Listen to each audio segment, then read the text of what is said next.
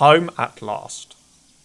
Peter Sam wanted to start work, but the thing controller wouldn't let him. Another day's rest will do you good, he said. Besides, I've got a surprise for you. For me, sir? How nice, sir. What is it, sir? Wait and see, smiled the thin controller. The surprise was Skarloey. Oh, said Peter Sam. I'm glad you've come home. They lit Skarloey's fire, and he sizzled happily. I feel all excited, he said, just like a young engine. I'm longing to pull my dear old coaches again. Are they running nicely? Yes, they're running well, Peter Sam answered, but we have 5 other coaches now. Skarloey was interested. Ah, he said, tell me about them. Cora is a guard's van. She isn't as big as Beatrice, and she hasn't a ticket window, but I like her best. She was my guard's van in the old days. Ada, Jane, and Mabel are plain. They have no roofs. Sir Handel says they are trucks, but they have seats, said Peter Sam, so I say they are coaches. What do you think, Skarloey?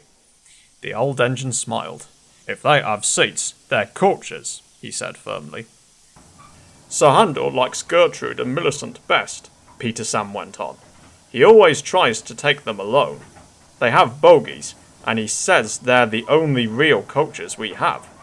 They remind him of when he used to pull our express. Both have seats for passengers, but Millicent has a guard as well. He sells tickets and travels in a tiny cupboard place. I don't like that, he remarked earnestly. Guards are very important. They need vans. They shouldn't be put into cupboards. Skarloey said nothing, so Peter Sam continued. Did Rusty help you off your truck? Yes. He says he's come to mend the line and do odd jobs.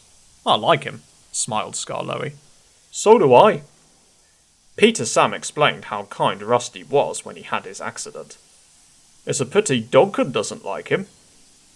Who is Duncan? He came as a spare engine after my accident. Is he useful? He'll pull anything, and I'm sure he means well, but he's bouncy and rude. He used to work in a factory, and his language is often strong. I understand, said Skarloey gravely. Just then the telephone rang, and Skarloey's driver and fireman climbed into his cab. Come on, old boy, they said. Duncan is stuck in a tunnel, and we'll have to get him out. Skarloey was pleased. He wanted a run, and looked forward to meeting Duncan. They found Cora and some workmen, and hurried up the line. How nice and smooth the rails are, thought Skarloey. They've mended all the old bumps. Rusty has helped to do that. I must tell him how nice he is. Duncan had stuck at the far end of the tunnel.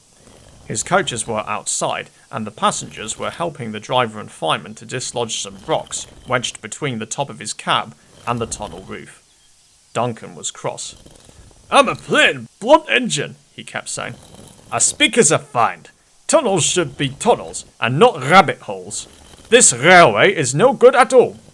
Aye, don't be silly, snapped his driver. This tunnel is quite big enough for engines who don't want to rock and roll. They cleared away the rocks, and Skarloey pulled Duncan and his coaches safely through. Cora was left on a siding, and the workmen stayed to make sure all was safe. Duncan grumbled all the way home, but Skarloey paid no attention. The thin controller was waiting for them. Listen to me, Duncan, he said. There is nothing wrong with that tunnel. You stuck because you tried to do rock and roll. If it happens again, I'll cut down your cab, and your funnel too. Duncan, abashed, was neither plain nor blunt for a whole evening.